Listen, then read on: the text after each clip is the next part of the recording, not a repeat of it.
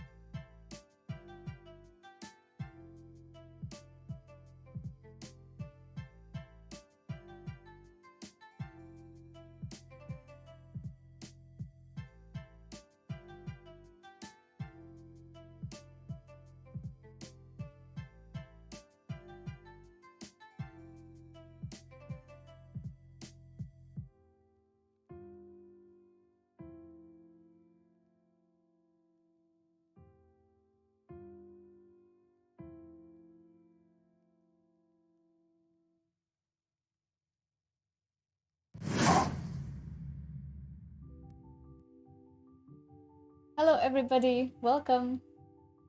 Hello, the funny one. Nice to see you.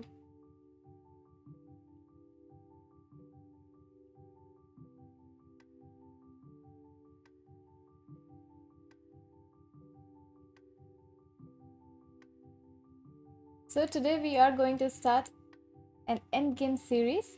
We already started before in the evening, and we are going to train Endgames from the famous book, Mark Turetsky's Endgame Manual. So, we will be looking positions from that, and let us begin.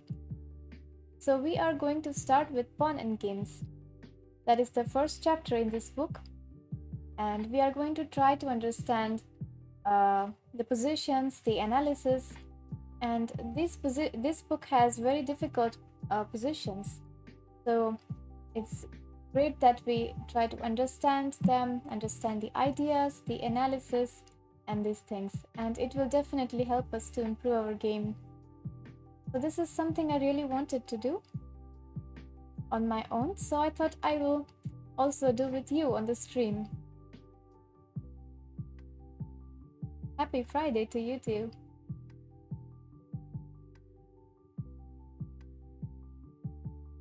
So let's begin.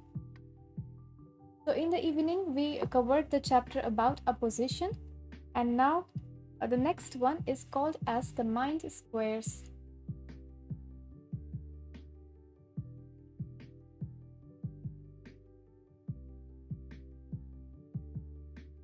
Let me set up the position. So I click here, board editor.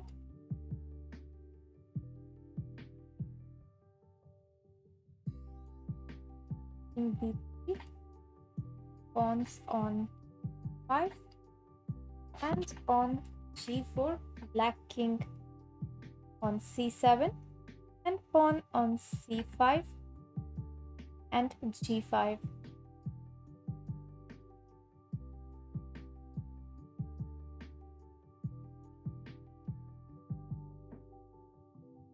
So in this example, these squares are marked C4 and B6.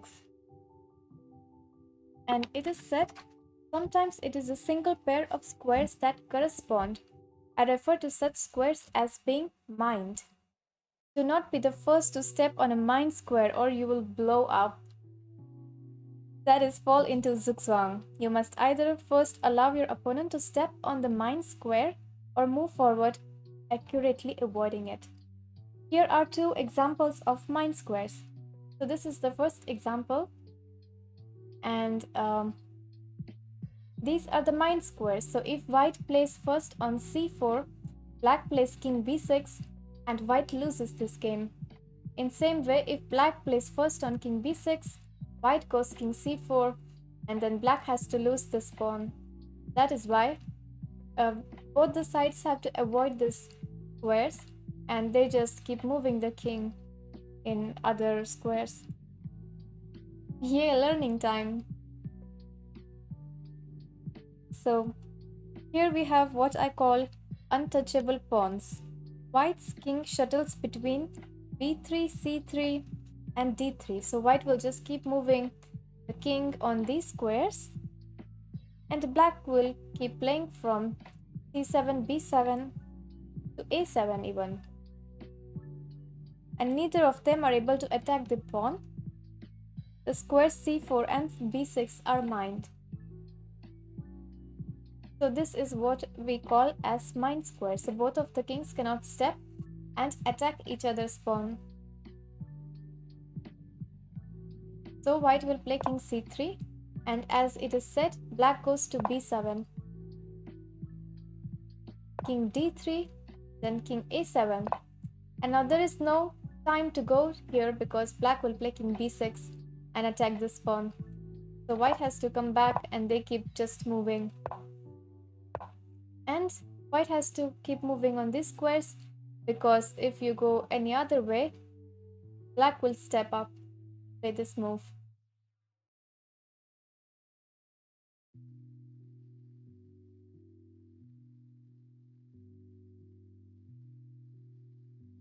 So the second example about mined squares.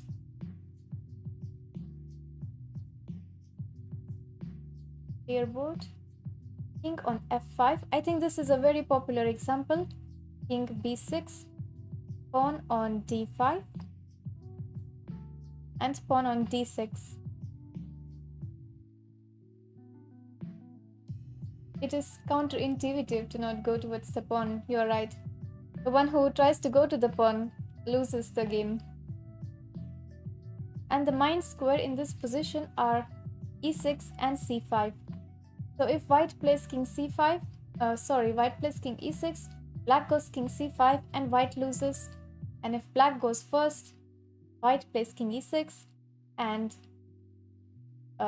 loses the pawn. So here king at e6 and c5 result in reciprocal zugzwang. White wins by forcing his opponent to go to the mined square first. So white plays king f6. Again, black cannot play king c5 because of king e6. Black moves king b5, king e7. Now we are attacking the pawn, and white forces black to play king c5, and black steps on the mine square. White plays king e6, defending the pawn, and white loses this pawn. And in the same way, in the starting position, if this was black to move, black will start with king b5, king f6, and king c4. The same idea, king e6 and king c5. So the same idea from both the sides. So this is what he calls as mine squares. Now there are examples based on this idea.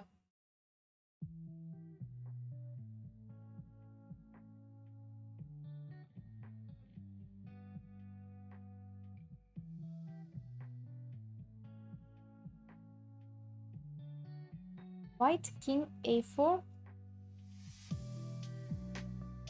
king a6, pawn a3, pawn c4, pawn c6. And this is black to play. Is it black to play?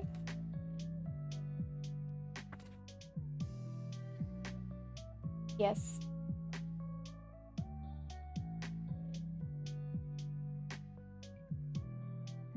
White pawn e3 is always my move, then bishop b5 check, but they always put their pawn for protection. Alright, so this is the position. And black played here king b7. Black is a pawn down. The only winning try is to get the king to d6 square. 1 second. 1 second.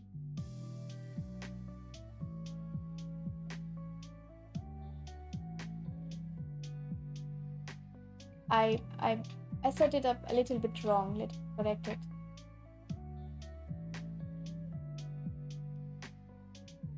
King a4, king a6, pawns a3, c5, and pawn c6 with black to play.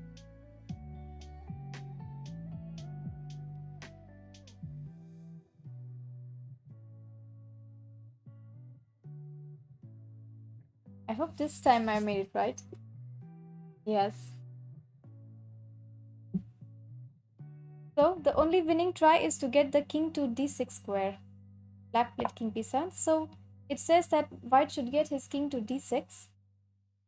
To keep the opponent from counter-attacking successfully on the queen side, it's important to begin the march with the black king as far away as possible.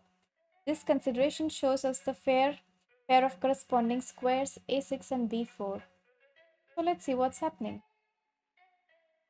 A king a5 does not achieve much because black just blocks.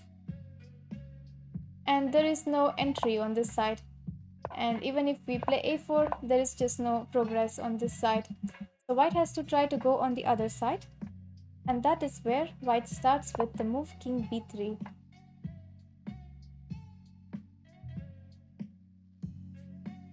King a6, king b4. Let's see what is the idea. King b7. Now it's time to consider further action.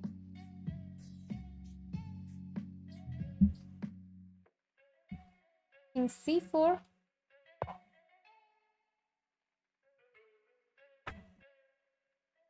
king a6, king d3. Why are these moves important? We have to check them. King a5, king e4, king b5, king d4, king a4. And this is the winning continuation that is given. So let us analyze this little bit, why this is winning. So what happens if white directly tries to go to d6? Thank you for following. So let's see. Black played king a6. And why king b4 is important? If white plays king c4, for example, black will play king a5, king d4, and there is just no time to go to d6 because black is attacking the pawn. That's why we have to be very careful. So white is avoiding that.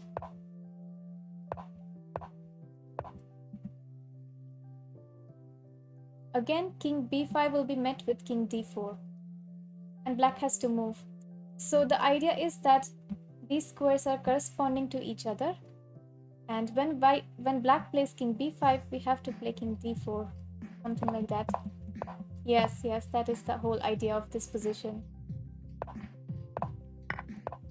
And white wins. Very nice, but very complicated idea in such a simple position.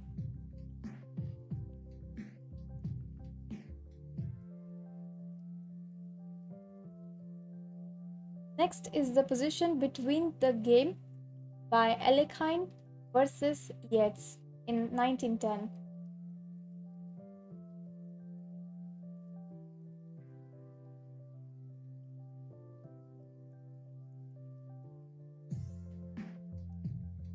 King c3, pawns on a3, b2, e3, e5, black king e7, pawns on a4, b5, f5.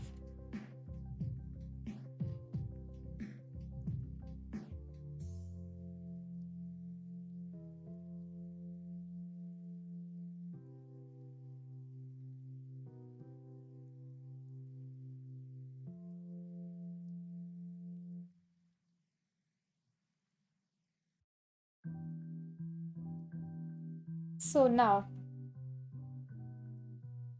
the main squares are again d4 and e6, I think. If white is hasty and plays king d4, instantly loses after king e6, it says here. And why is that? Because if white plays king d4, king e6, e4, black has the move f4. And now white has to lose this pawn. And eventually will be a lost endgame, it says here. So e4 and e6 and d4 are the main squares. If black steps on this, then white will get the winning advantage after king d4.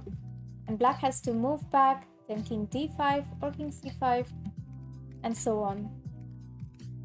What about first move king b4? First move king b4 is also a mistake because king e6,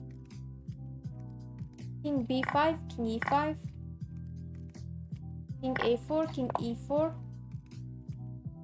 b4, king e3 leads to a queen and rook pawn versus queen endgame, which is, according to theory, a drawn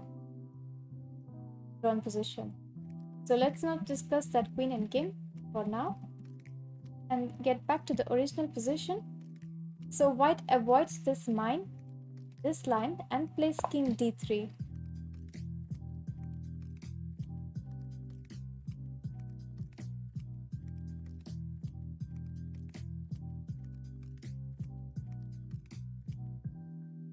King d3.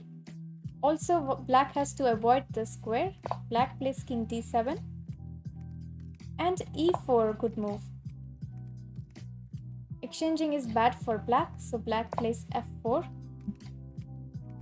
Of course, notice that white is an extra pawn, so black can't exchange. King e2, king e6, because now the threat is king f3. Thank you for following, Maeve Delta. So now the threat is king f3 and take this pawn. So black plays king e6. And now here is a beautiful move, king f2. King f2 is such a beautiful move because if we play f3 again, it's a main square. King f3 will actually lose after king e5. So we play king f2. And now again black has to take. If black goes back like that, we have king f3, we take the pawn. So king e5, king f3, and black resigned. Hello Paul, there she is, my favorite chess teacher. Thank you so much. We are starting with Endgame series from today. And black resigned here.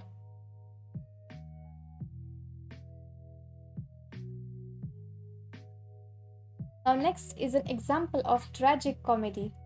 So let's see what happened. This is examples from real games, and something really bad happened, which is tragedy also comedy. It's very instructive. So let's see. White king on e5, bishop on c2, pawns h3, black king h5, and pawns on h6 and g5. And this is white to play. King f2 was a very beautiful move, yes. So through these puzzles, what we have to try to learn is the ideas about these mind squares. So once we learn them, we can try to use them in other situations.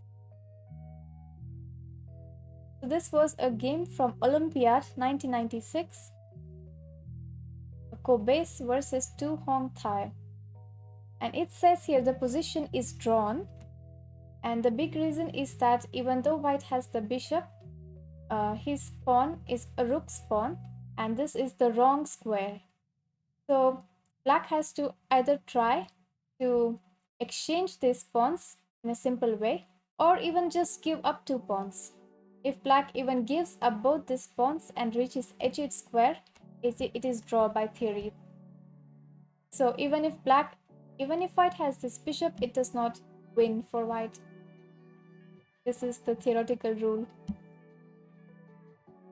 To win this endgame, white needs to have a dark square bishop, so the color of the promotion square. King f5, bishop d1. King f5, king h4, maybe bishop d1, and h5. So if white plays king f5, black will play king h4, bishop d1, and h5, and just exchange the pawns like that. If white tries king f6 first, then I think just g4 will be met by bishop d1, so king h4. And no matter, just play these pawns like that. It is a drawn position.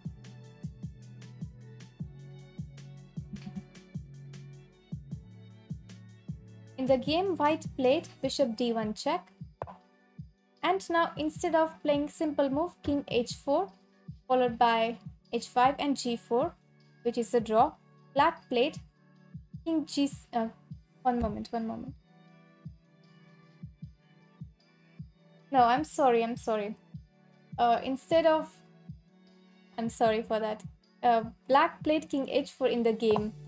So it is said that black should have played king g6 and followed by h5 and g4. So king g6 was necessary, followed by h5, g4, and even if white plays h4, doesn't matter, just go back in the corner and just take that corner. Yes. So in the game, black was too optimistic and played king h4, which is a blunder. White played bishop g4. We need to defend this pawn. If king runs to h8, now it's a draw, right? You are right, Maddie. Black just needs to go to h8, and even after losing both the pawns, it will be a draw. Black played h5. And now here white played a very beautiful move, king f5. King f5. And now black is in trouble. King moves, then white will take these pawns. These pawns will not be supported. So black took the bishop,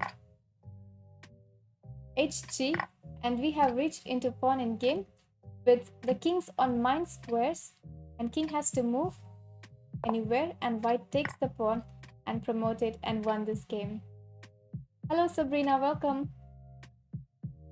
Now white is winner, yes.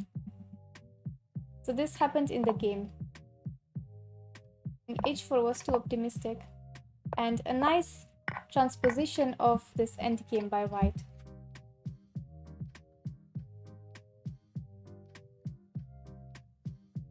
Now next are 2 exercises.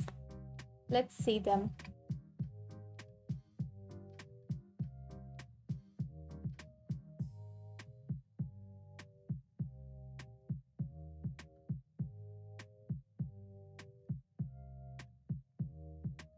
king f2, rook d2, pawns on a3, b4, d7, f3, g2, h3. Who was black in the game? So this was a game from Olympiad. Thank you for following, Carlos.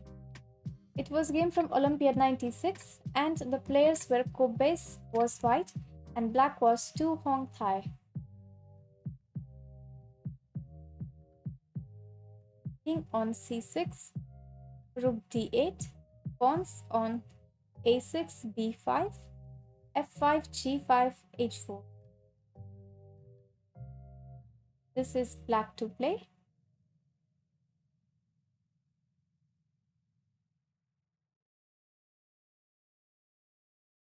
And they have asked us a question saying that it is black to play, and you have to decide if black should go into this pawn endgame or not.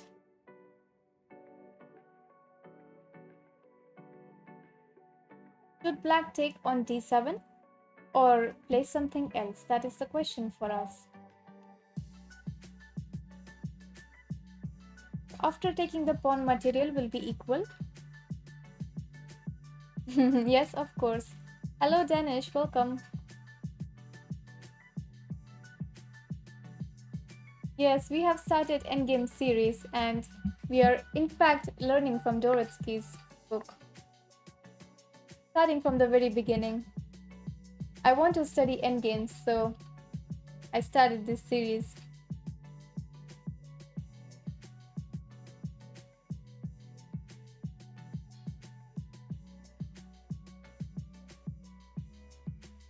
Now let's see the analysis. Let's see the analysis.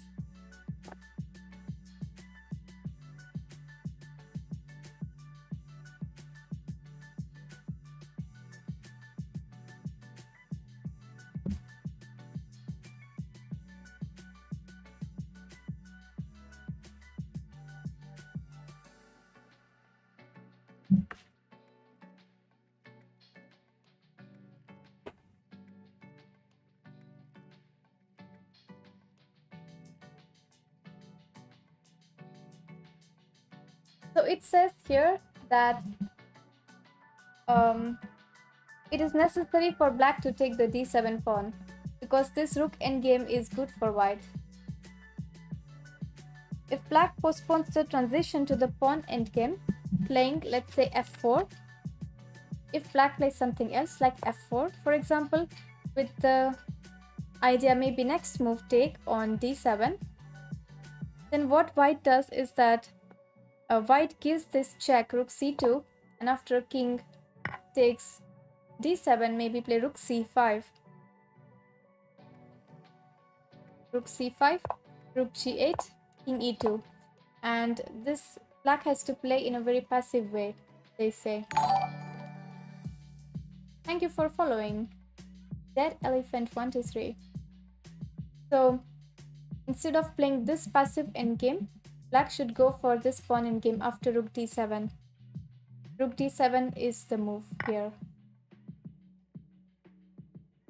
Rook d7. Now here, if white plays rook c2, king d6, rook c5, king e6, and now rook is no more passive, king defends everything. Rook c6 check, we have rook d6, and this line is not dangerous for black. So white went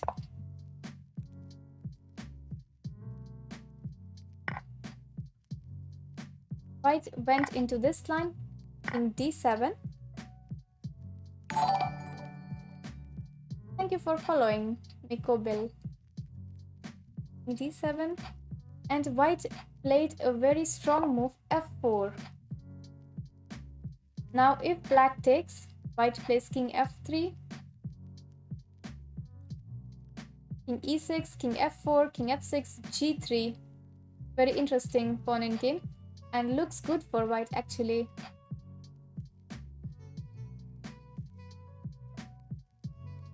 The Saravan Kasparov? No, this is a study by Mark Toritsky. So f4, black has to play g4, of course. But they have given the analysis if gf, king f3, king e6 takes, king f6, g3, white creates a distant passed pawn that will be decisive. Thank you for the follow. Happy learning. So, black has to play here g4. And again, an interesting move, g3. Look at this. g3, good move.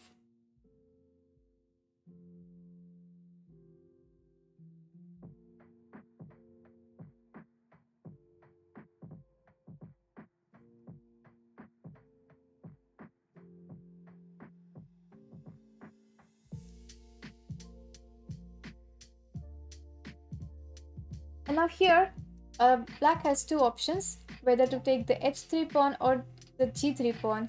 And interestingly, one move is good and other is very bad.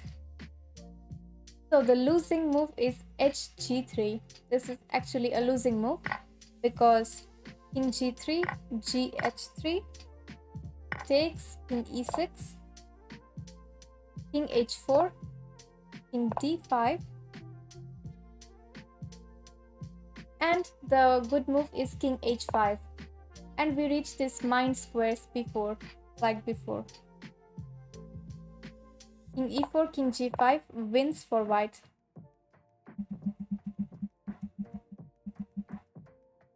So black played gh3. And this is given as two exclamation marks here. GH, GH, king e6, king g3, king f6, h5. They say that king h3, king g6 is a draw here,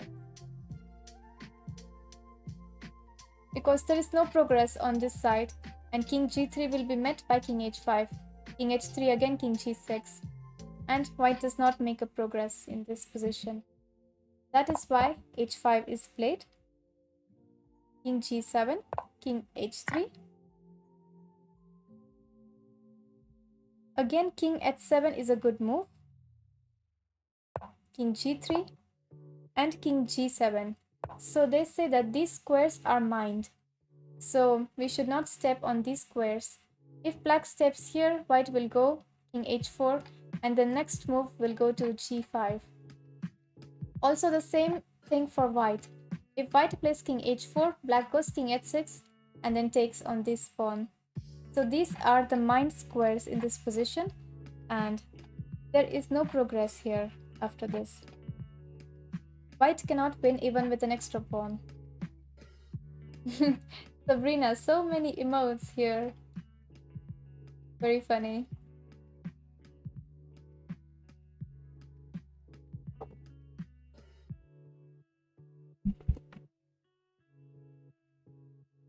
Now next exercise.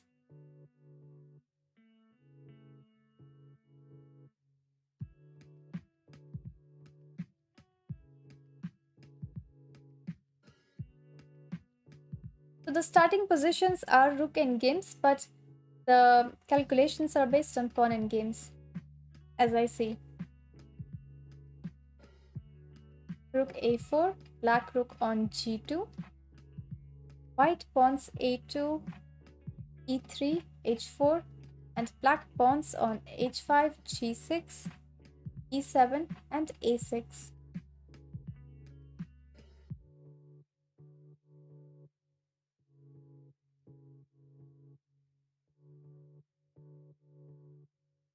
And this is black to play. And the question is that should black go for the pawn endgame after rook g4? So rook g4, white will have to go in the pawn endgame because we are attacking both the rook and the h4 pawn. So the question is this good for black? Material, right now black is one pawn up.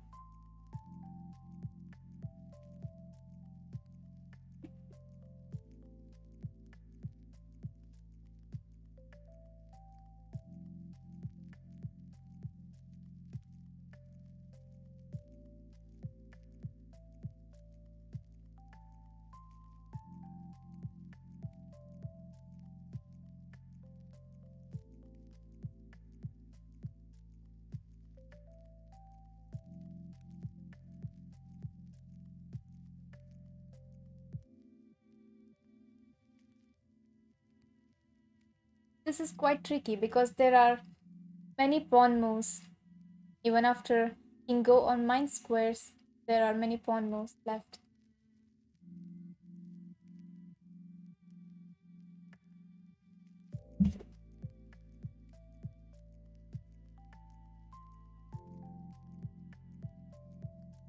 This is the game between Taimanov and Botvinnik.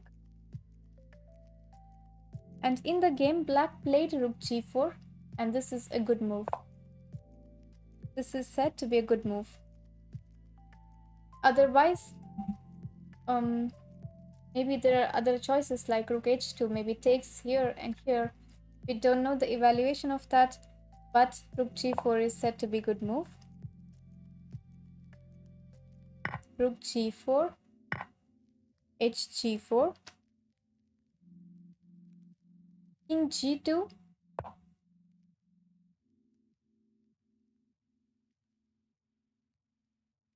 and g5 is the move for black. They say that king f6 here is a mistake because white plays king g3, king f5, e4, then takes king g4, e5, king g5, king f3, king g6, e4. Thank you for following, Savvy. h5, and they say it is a draw, this position. So both queens promote at the same time, and they say this is a draw. So black wants to try for win because of the extra pawn. So black played g5 here, and it is given as good move. If white takes, now we can go g6, king g3, and king g5 with a very strong endgame. White played h5 to complicate things.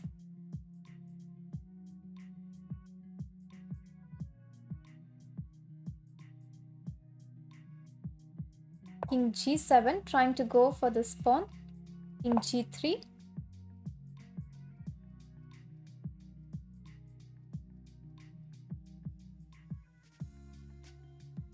And now here is a very beautiful move. King h7, and this is given as a double exclamation mark. So before we see that, what is wrong with king h6? If king h6, then white takes this pawn.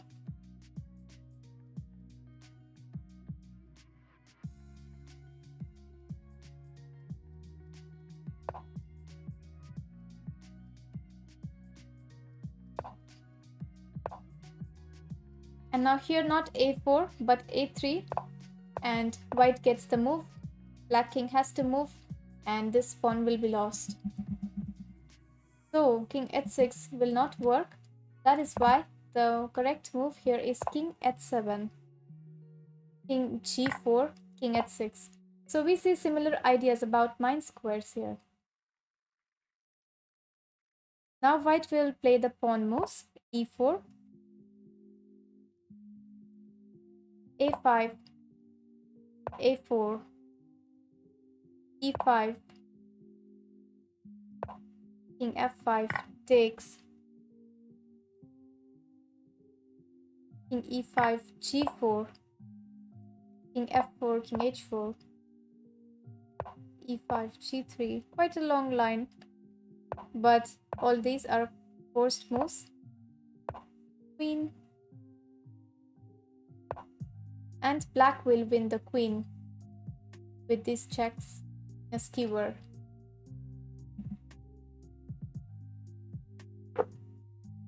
So this was quite a small chapter about mind squares, and now next is triangulation. This is in fact very easy as well as very difficult concept in endgames. Triangulation, it's about giving up the tempo and using zugzwang. So let's see first examples.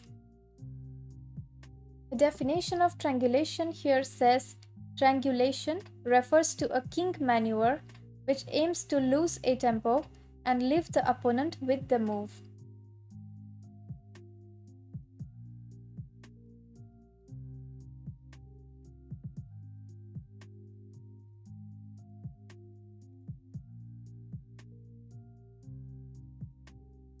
king d5, black king d7, pawn c5 and b6, black pawn on b7. This is white to play.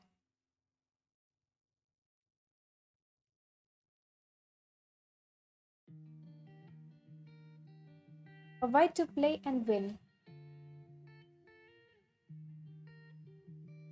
So we have to use the idea of triangulation about wasting a move. That means we have to try to reach the same position with black to play.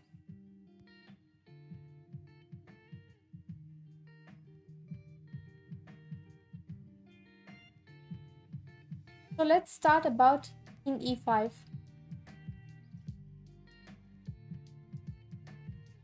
King 5. I will be right back. Okay, Sabrina, have a good day to you. The idea here is that if black plays king e7, we have c6, right? c6 takes and b7. So black can't play king e7. So black will play king c6, king d4, king d7, and king d5. That looks like it for me. What if we start with king d4? King d4. There is no king e6 because of c6. Let's say I play king d8.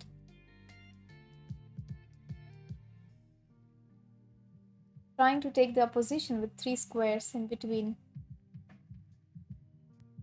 King e4. That is interesting. Now if black plays king c6, we have king d4. So black will not play king c6. Black will just wait a move by maybe king c8. King c8.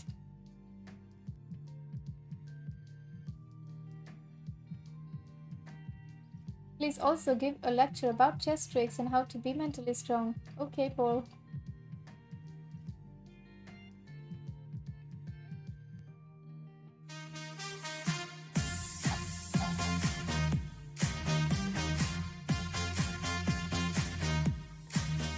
Thank you for the raid, Anglo-Saxon, and welcome raiders. We are starting Endgame series today and discussing about pawn and games. c6 first move. Hello, Anglo-Saxon. Welcome. And thank you for the raid. If c6 first, then bc6. King c5.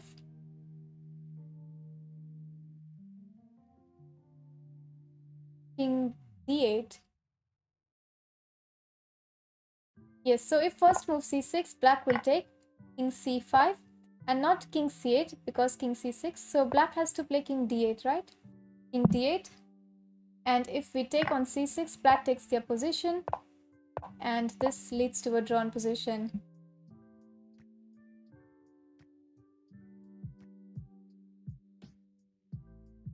Okay, Anglo-Saxon, have a great day. So c6 does not work because of that. I have feeling, I don't know the solution, but I think maybe king e5. There is no king e7 trying to take their position. If king e8, then we will play king e6. If king d8, then king d6. What about king c8? Then king e6, and then we take their position like that. Let's see. The d5 and d7 squares are in correspondence. So first move is king e5. Yes, it's a good move. And they have given the variation that c6 is a mistake because bc6. Not even bc6. One moment. bc6 is mistake by black. So bc6 is mistake. King c5, king d8, king d6. Wow. King c8 and king c6. King b8, b7. So this is in fact winning. Oh my god. So beautiful. That is why after c6, black had only one move, and that is king c8. Look at this line. But that was a very interesting idea suggested in the chat, c6. Even I could not find the defense for that correctly. So king c6, king c8, king d6, and king b8. Look at this line. King d7. Of course, if c7, then king c8, and there is no progress in this line. This will be a draw. So if white tries to play king d7, then we take, and then take the opposition. So that was the line. The correct move is king e5.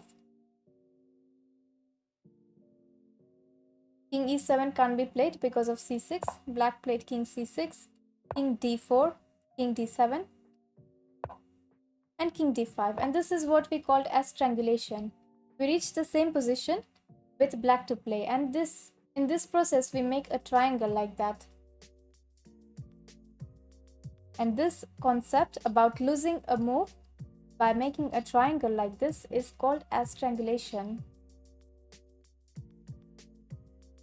White has achieved his aim by describing a triangle with his king, and they say the rest is simple. So let's see. This book is so tough. Even if they say the rest is simple, I have to check till the end. King c8, king e6, of course not giving the opposition. King d8, king d6, king c8, king e7, king b8, king d7, king a8, and now c6. Of course, this is a stalemate, so we play c6. If king b8, we have c7, c8, and takes. Now we have king c8 and queen next move. This was very beautiful position. I like this idea. Even in the variations, there are so many ideas.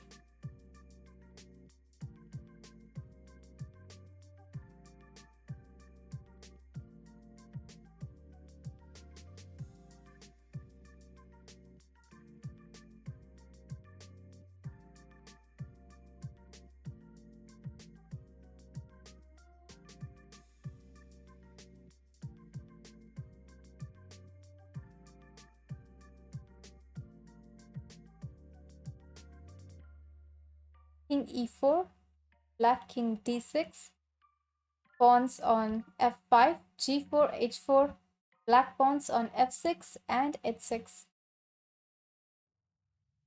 This is actually a composition by Neustadel, 1898. And they say find two winning plans for white. So there are more than one solution here.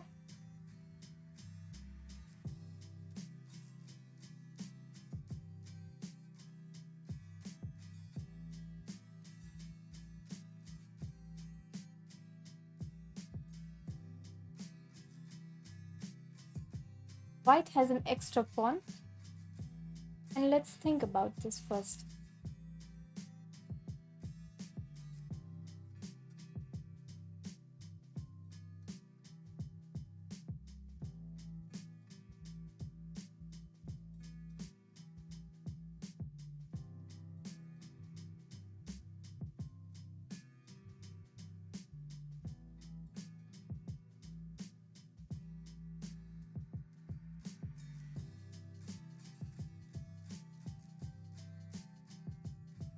First question is which side we should go.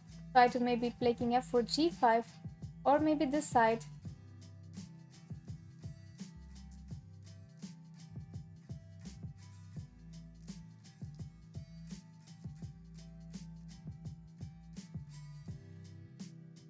King d4 taking opposition. Black will play king c6.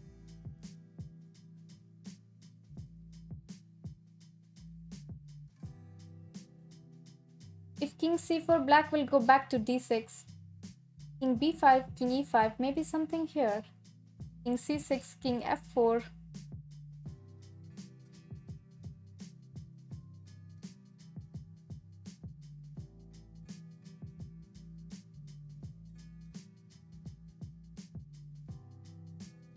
We also have one extra move. if we want to waste a move like that, give up the tempo, we have this extra move in hand.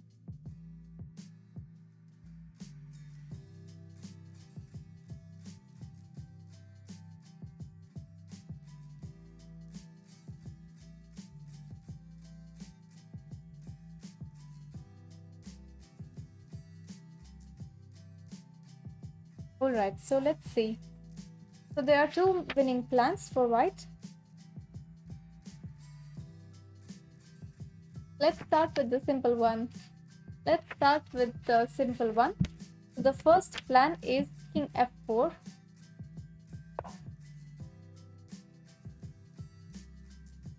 King e7. Black has to go to that side. And of course we can't play g5 because black will just take everything and then play king f7. Before king c6 and h5. I think that is the second answer. We'll come back to it. So let's check this first. King e7, king f3, king d7 and king e3, king d6, king e4. So this was some kind of triangulation, right? And we reached the same position with black to play. King d6, king e4, king c6, king f4, king d6 and g5 wins for white. So this was one plan. And now let's check the second plan. Go back to the starting position. So the first plan was to try to make a triangulation like that. It was a square, in fact, right? King f4, king f3, king e3 and king e4, something like that.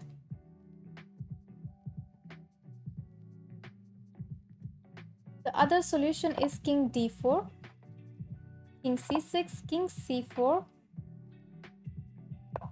king d6 and h5. You are right. You are right, h5.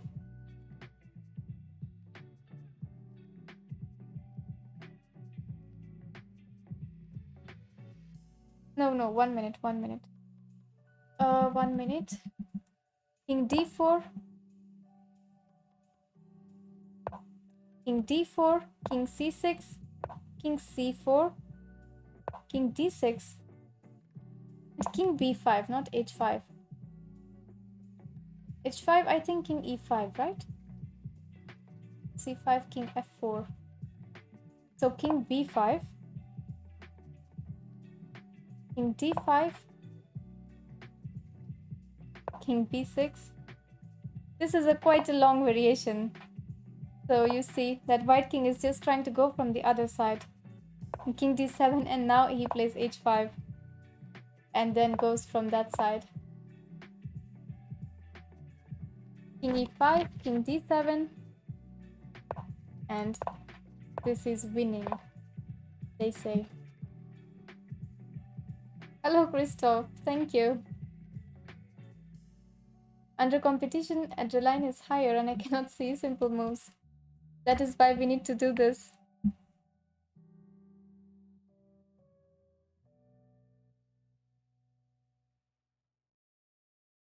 So talking about this position, they say the d5 square is key here.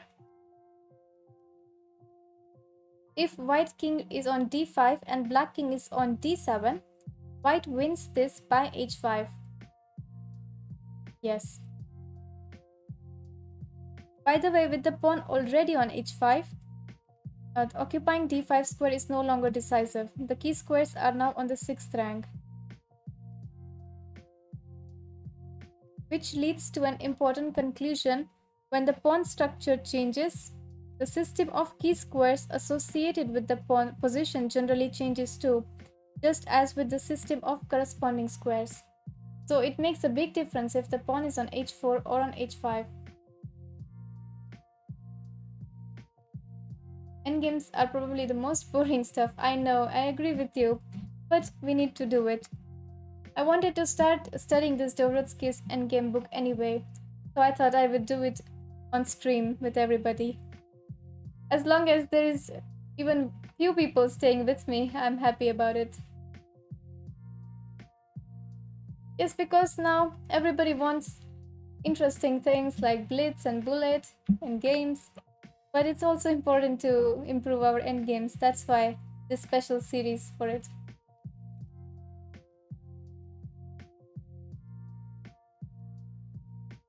Now, one tragic comedy. One tragic comedy. Yeah, endgame is boring, I agree, but it's very difficult to study endgames on our own. So that is why if we do it together, it is very helpful for all of us.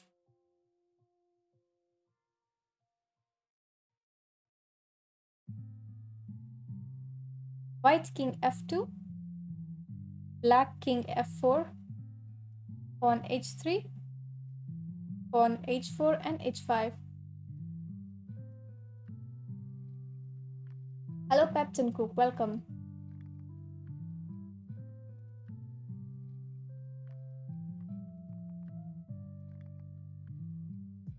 Now look at this. This is a tragic comedy. I will set up the board. And this was a game position between Udasin and Osnos.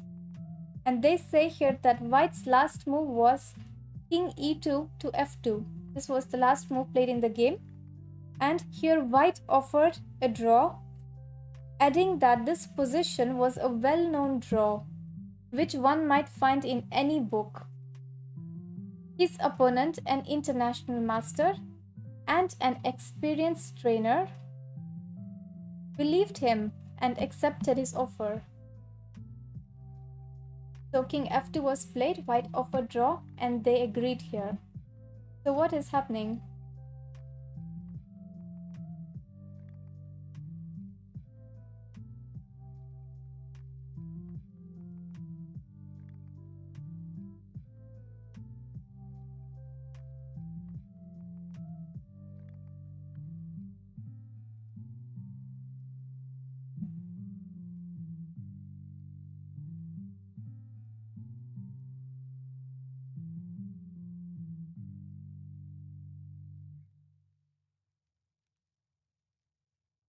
In e4 there is King e2.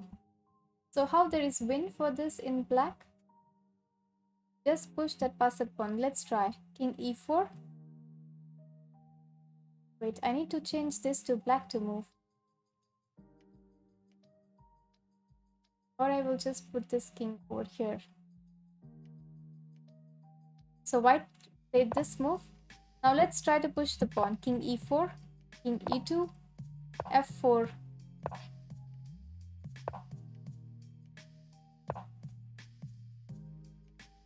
King f4, then King f2. And we don't let this square. And how to win this actually? This is not so easy. King e4, then King e5. So King e4, King e2, King e5. Let's say King e3, f4, King f3, King f5.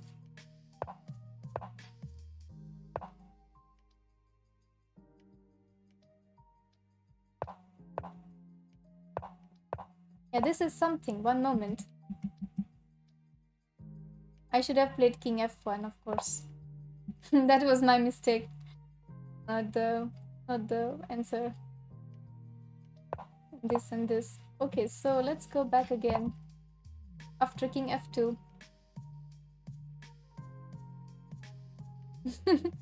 Just like 9 pawns, right? Grab pawn from the h3, but how do we do it? That is the question. White does not allow us to do that.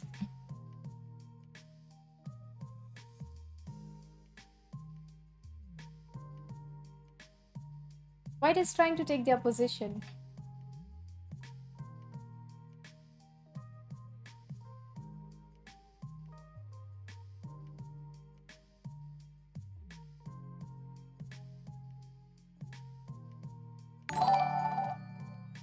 Thank you for following, Luminic. And welcome. There has to be some triangulation, some form of triangulation. This looks so simple, yet so difficult. White was right, it's a draw, so we take it. This looks so simple yet so difficult. King g5. So let's try king g5. King f3. f4, then king f2. Here, then here. And white keeps on taking their position.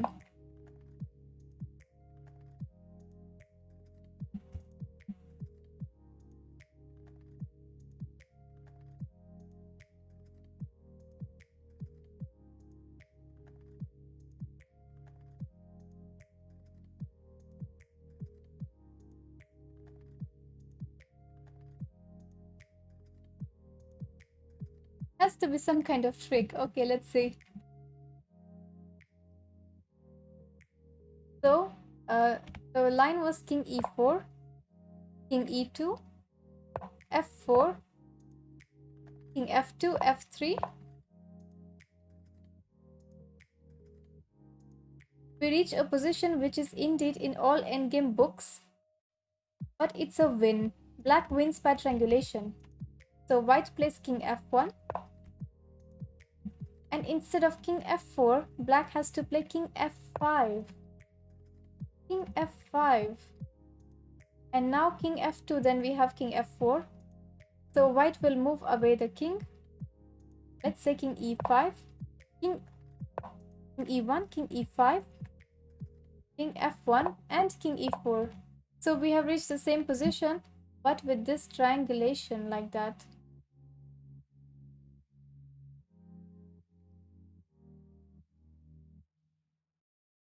Easier position. One moment, let me just understand a little bit. So now king f2 is met by king f4. If king g1, then king e3 is winning. If king e1, then again king e3 is winning, followed by f2. Dovetsky's book is giving headache. Paul, we are just starting right now. This is our first day and already. Yeah, still not easy to understand. It's like when they end the puzzle, we have to start thinking. But yes, now it is clear. The idea was in this position we have to make a triangulation. King f5.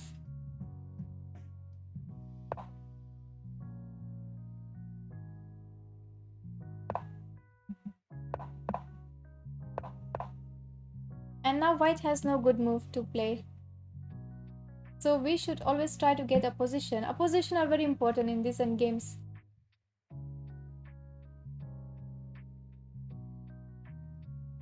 And then black is winning after that.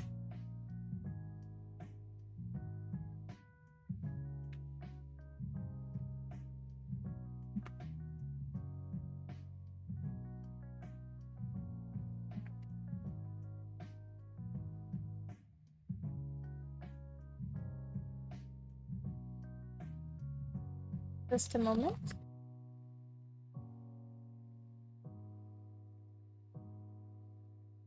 Okay, now we have king versus passed pawns.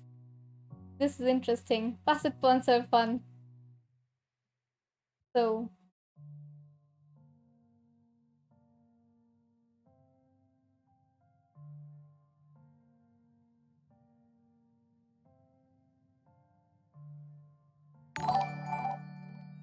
thank you for following, Pratik, and welcome.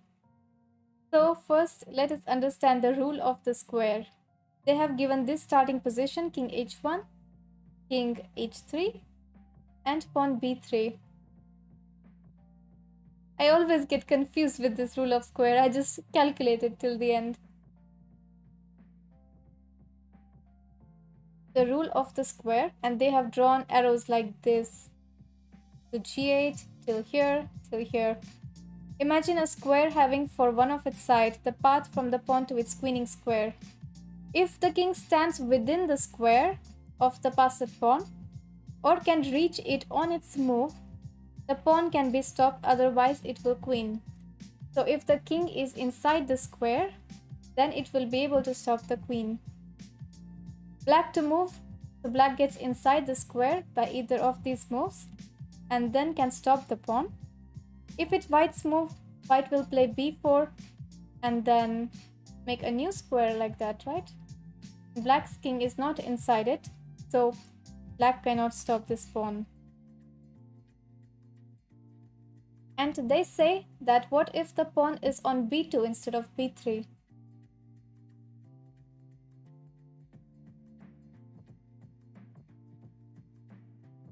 If the pawn is on b2, and if we are talking about the rule of the square, they say that we have to calculate from the square b3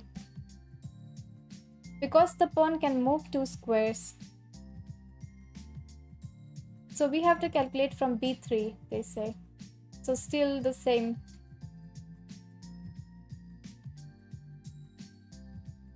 Okay, so first example. Hello Pratik. Tonight we are doing a series about endgames. So learning endgames, not playing tonight. Savvy, we are learning from the Dovretzky's endgame manual. Yeah, same story because it can move two squares. So we don't count from this square, but we have to count from the next square from it.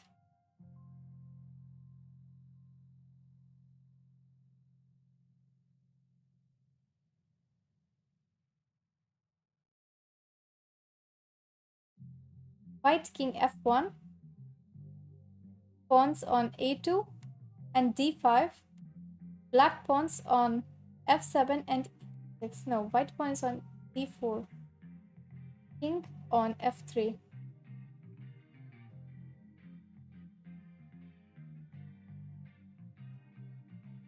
And this, they say, this is white to play and win. Passed pawns are more fun. So let's see. If we go directly, a4. Thank you for following. No Fortnite, please. Okay, only chess.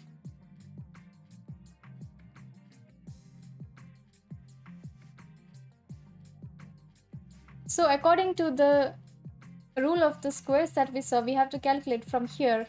So this is the square. So king is in the square. So let's say a4, king a4, king d5, and black can stop this pawn like that.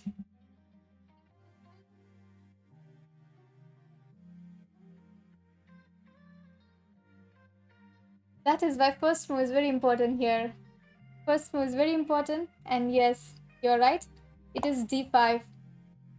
d5 is the first move, and now black has to take because we are planning to play d6, d7. So black takes the pawn, and now this pawn will be an obstacle for black king to reach this. So white plays a4. 1 second, let me check.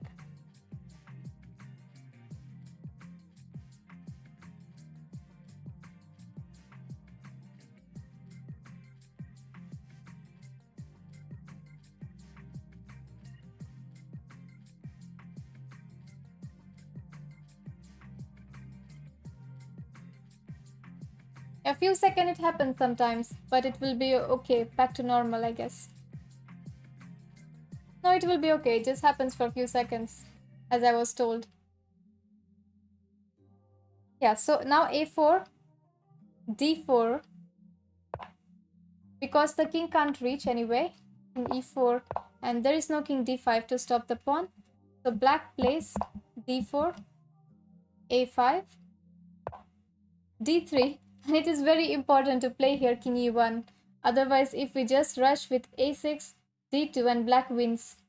So king e1 and king e3 and then a6 and easy win.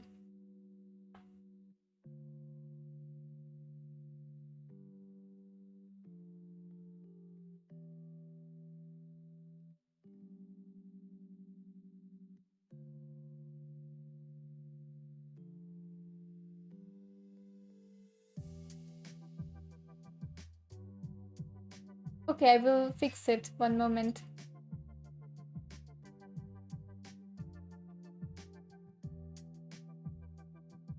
I did change something. Just let me know if it's okay.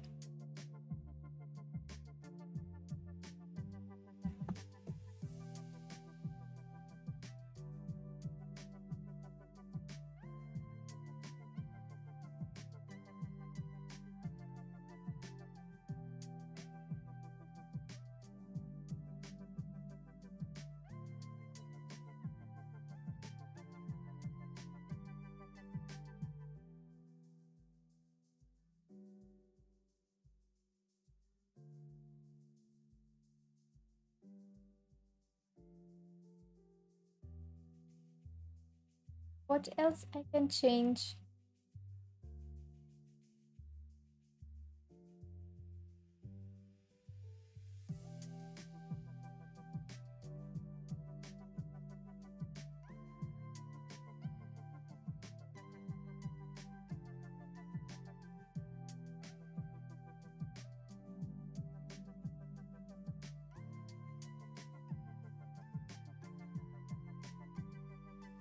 Alright, so the next example.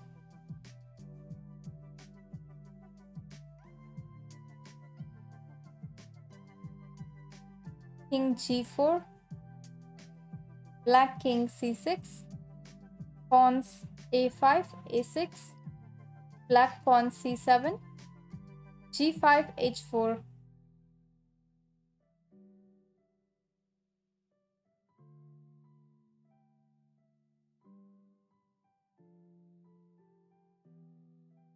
Now this is white to play and win.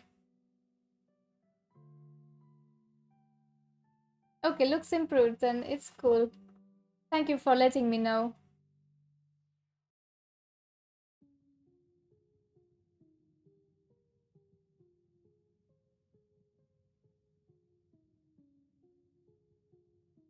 Yeah, sometimes OBS makes conflict, so that is why for a few seconds it just goes away. Thank you for following. Mush Moshe. So this is the next position, white to play and win. Black has the extra pawn. This is quite a pretty position actually.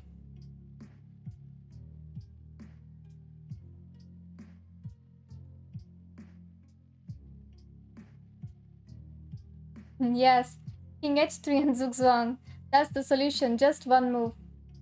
King h3 and black has no move to play.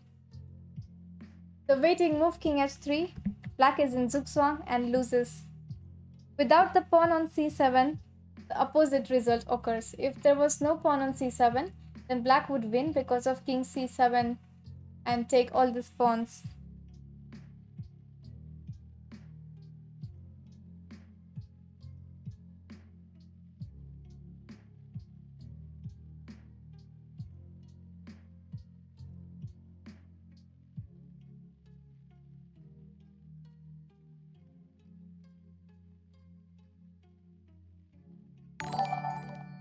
Thank you for following, Pradeep.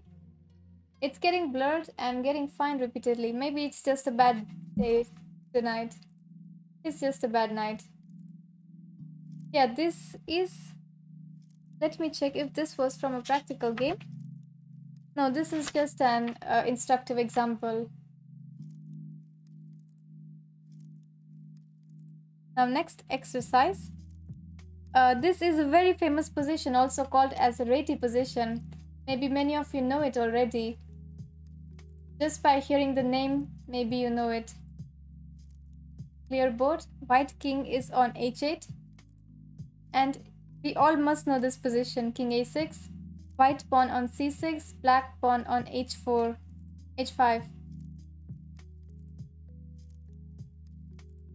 And this is the position. This is very famous position and it is white to play and draw. So this pawn is going that side, black pawn is going here. No way to stop the pawn, but this is white to play and draw. And this was composed by Richard Reti in 1921. King g7, h4.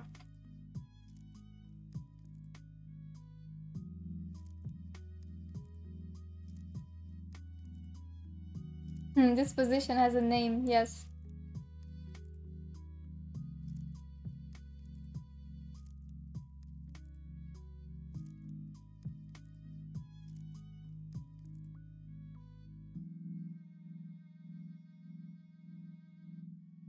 Yeah, maybe it looks like tonight my network has some issues. So maybe after this position, I will just rest for tonight.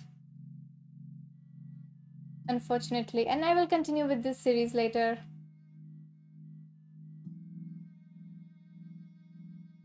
It's something out of my control. I'm not gonna say the answers because you have solved all these positions. That's good. So this looks like an impossible task for white to make a draw in this position because black is just too far and will just make a queen.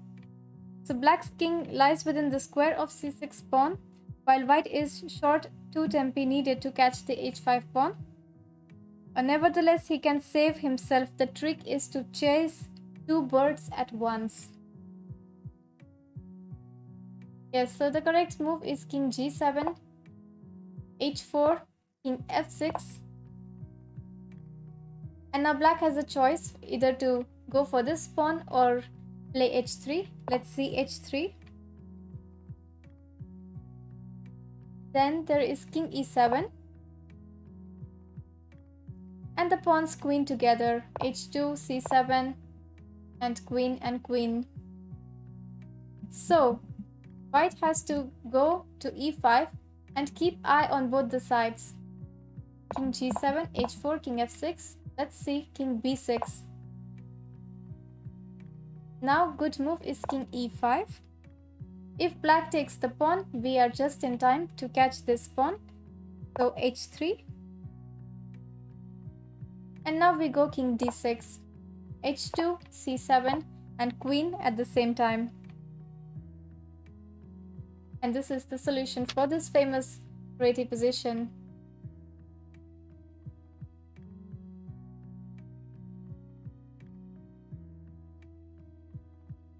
Reti love birds.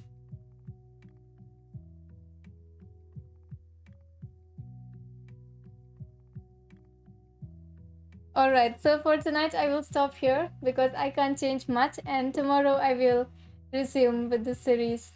Thank you for joining, and it's great to have you all to do these end games, which are very difficult to do alone. So you all have a good night and stay safe. See you next time. Let me rate quickly. Let me just quickly make a rate.